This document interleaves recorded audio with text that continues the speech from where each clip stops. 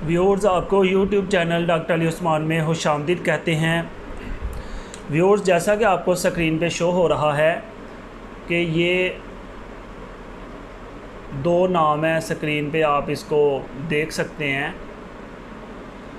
Dermovate cream, जिसके अंदर जो मेडिसिन मौजूद है वो क्लोबेटासोल है और 20 ग्राम की पैकिंग में ये आती है। इसके बाद नीचे वाली प्रोडक्ट जो है वो है क्लोबीवेट। क्लोबीवेट क्रीम, जिसके अंदर क्लोबेटासोल है। ठीक है, ये भी 20 ग्राम की पैकिंग में आ रही है। तो यहाँ पे आज हम दोनों मेडिसिन का कंपैरिजन करेंगे, डर्मोवेट और क्लोबीवेट।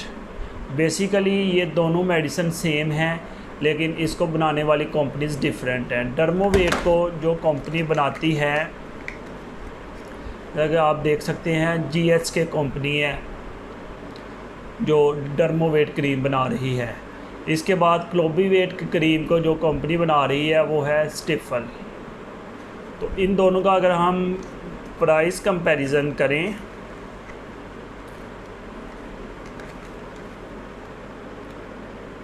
ये आप देख सकते हैं कि ये वाली क्रीम जो है डर्मोवेट क्रीम, इसकी प्राइस है 81.51